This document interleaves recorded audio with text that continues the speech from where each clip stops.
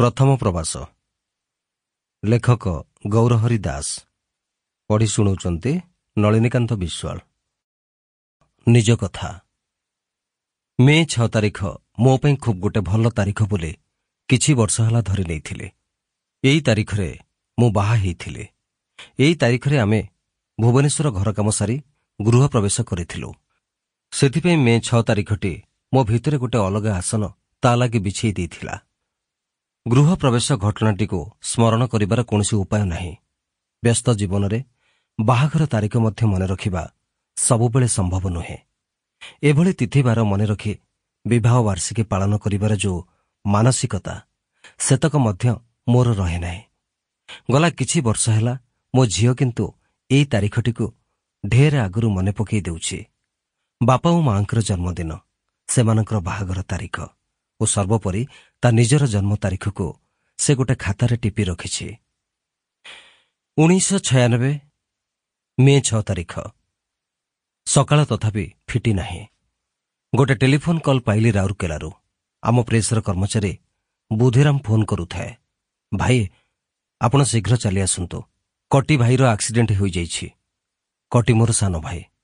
ତିନି ଭାଇଙ୍କ ଭିତରେ ସେ ମଝିଆ। ମୋ ଦେହରୁ ଝାଳ ବୋହିଗଲା। ଦୁର୍ଘଟଣା ସେତିକି ଗୁରୁତର ହୋଇନଥିଲେ ବୁଧିରାମ ମୋତେ ଶୀଘ୍ର ଆସନ୍ତୁ ବୋଲି କଦାପି କହିନଥାନ୍ତା। ପୂର୍ବଦିନ ରାତିରୁ କେତେ କଥା ଭାବିଥିଲେ, ମାମା ଓ କୁନାଙ୍କୁ ନେଇ କୋଉଠୁ ଟିକିଏ ବୁଲେଇ ଆଣିବେ। ମାତ୍ର ସେ କଥା ଆଉ ଭାବି ଲାଭ ନାହିଁ। ଦାଣ୍ଡ ଘରେ ଶୋଇଥିଲେ। ଫୋନ୍ଟି ସେଇଠି ଥାଏ। ଫୋନ୍ ଥୋଇଦେଇ ଦୁଆର ପାଖକୁ ଚାହିଁଲେ। କୁନା ତା ହାତରେ ଗୋଟେ ଗ୍ରିଟିଂସ୍ କାର୍ଡ ଧରିଛି। ବାପା ଓ ମାଆର ଯୋଡ଼େ କାର୍ଟୁନ ଆଙ୍କି ତହିଁରେ ବିବାହ ବାର୍ଷିକର ଶୁଭେଚ୍ଛା ବୋଲି ଲେଖିଛି। 3-4 ଦିନ ହେଲା ସେହି କାର୍ଡ ତିଆରିରେ ଲାଗିଥିଲା। 5-7ଟି କାର୍ଡ ନାକଚ କଲା ପରେ ଏଇଟିକୁ ବାଛିଛି। ଅନ୍ୟ ଦିନ ହୋଇଥିଲେ ମୁଁ ତାର ଏହି ସ୍ନେହ ଓ ଆଦର ଲାଗି ତାକୁ କୁଣ୍ଢେଇ ବୁହେ ନାଚି ଯାଇଥାନ୍ତି। ମାତ୍ର କଟିର ଆକ୍ସିଡେଣ୍ଟ ଖବର ମୋ ହାତ ପାଦ ସବୁକୁ ଅବଶ କରି ଦେଇଥାଏ। ଫିକା ହସଟିଏ ହସି ତା ହାତରୁ କାର୍ଡଟି ରଖିଲେ ଓ ଭଲ ହେଇଛି କହି ଗୁମ୍ ହେଇ ବସିଗଲେ। ଏହାପରେ ମୋର କାମ ହେଲା କେତେ ଶୀଘ୍ର ରାଉରକେଲାରେ ପହଞ୍ଚିବେ। ଦିନବେଳା ଭୁବନେଶ୍ୱରରୁ ରାଉରକେଲାକୁ ପ୍ରାୟ କୌଣସି ବସ୍ ନାହିଁ। ସଞ୍ଜ ବେଳକୁ ଗଲେ ବହୁତ ଡେରି ହେଇଯିବ। ଆଗରୁ ରାଉରକେଲାକୁ ବାୟୁଦୂତ ସର୍ଭିସ ଉଡ଼ାଜାହାଜ ଯା ଆସ କରୁଥିଲା। ଏବେ ସେଇଠି ବି ବନ୍ଦ। ଏକମାତ୍ର ଉପାୟ ହେଉଛି ଟ୍ୟାକ୍ସିଟେ ନେଇ ଯିବା। ତା ପରଦିନ ଭୁବନେଶ୍ୱରରେ ଭୋଟ ଗ୍ରହଣ। ସମ୍ବାଦର ସମ୍ପାଦକ ସୌମ୍ୟରଞ୍ଜନ ବାବୁ ଲୋକସଭା ପ୍ରାର୍ଥୀ।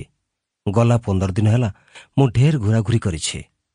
ଅନୁଷ୍ଠାନର ମୁଖ୍ୟ ନିଜେ ପ୍ରାର୍ଥୀ ହୋଇଥିବାରୁ ପ୍ରତ୍ୟେକ ସହଯୋଗୀ ସକ୍ରିୟ ଥାନ୍ତି। 5 ତାରିଖରେ ମୁଁ ବନ୍ଧୁ ପ୍ରଦୀପ ବିଶ୍ୱାଳଙ୍କୁ ସାଙ୍ଗରେ ଧରି ରାଜଧାନୀର ଅନେକ କବି ଓ ଲେଖକଙ୍କ ବସାକୁ ଯାଇଥିଲି। ସେମାନେ ସୌମ୍ୟବାବୁଙ୍କୁ ଆଦର କରନ୍ତି। ସେଥିପାଇଁ ତାଙ୍କୁ ଭୋଟ ଦେବେ ଓ ସୌମ୍ୟବାବୁ ନିଶ୍ଚୟ ଜିତିବେ। ଏଇଥାଏ ଆମ କଥାବାର୍ତ୍ତାର ଆଭିମୁଖ୍ୟ। କାଲି ନିର୍ବାଚନ। ଆଜି ହଠାତ୍ ମୋତେ ଭୁବନେଶ୍ୱର ଛାଡ଼ିବାକୁ ପଡ଼ିବ। ଏ କଥା ମୁଁ ଆଗରୁ କଦାପି କଳ୍ପନା କରିପାରିନଥାନ୍ତି। ଟ୍ୟାକ୍ସି ଆସିଲା। ମୋର ସଭା ସାନ ଭାଇ ଟିକିଲି ପୂର୍ବଦିନ ଅର୍ଥାତ୍ 5 ତାରିଖ ରାତିରେ ରାଉରକେଲାରୁ ଭୁବନେଶ୍ୱର ବସ୍ରେ ବସିଛି। ମଝିଆର ଆକ୍ସିଡେଣ୍ଟ ଖବର ସେ ଜାଣେ ନାହିଁ। ମୁଁ ତାକୁ ଅପେକ୍ଷା କରି ରହିଲି। ସେ ଆସି ପହଞ୍ଚିଲେ ତାକୁ ସାଙ୍ଗରେ ନେଇ ରାଉରକେଲା ବାହାରି ଯିବେ।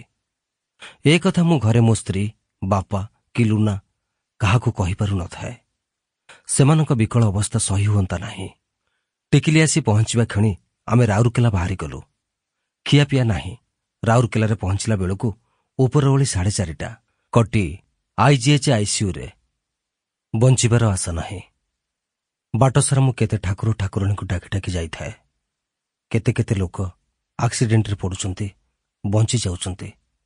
ଇଏ ତ ଦୁର୍ବଳ କି ରୋଗା ନୁହେଁ, ନିଶ୍ଚୟ ବଞ୍ଚିଯିବ। ମାତ୍ର ମୋ ଆଶାରେ ରହିଲା। 6 ତାରିଖ ସନ୍ଧ୍ୟା ପ୍ରାୟ 6ଟା ବେଳକୁ ଡାକ୍ତର ଘୋଷଣା କରିଦେଲେ, କଟି ଆଉ ନାହିଁ। ଗୋଟେ ପାହାଡ଼ ଯେମିତି ମୋ ମୁଣ୍ଡ ଉପରେ କୁଢ଼େଇ ପଡ଼ିଲା। ଏମିତି ଗୋଟେ ଦୁର୍ଘଟଣାକୁ ସାମ୍ନା କରିବାକୁ ପଡ଼ିବ, ଏକଥା ସ୍ୱପ୍ନରେ ସୁଦ୍ଧା ମୁଁ ଭାବିନଥିଲି। ରାଉରକେଲାର IGH ହସ୍ପିଟାଲର ବାରଣ୍ଡାରେ କଟିର ଶହ ଶହ ବନ୍ଧୁ। ସମସ୍ତେ କାନ୍ଦୁଛନ୍ତି। ଶାରଦା ଓ ଟିକିଲିର ଅବସ୍ଥା ଶୋଚନୀୟ। Sample complete. Ready to continue?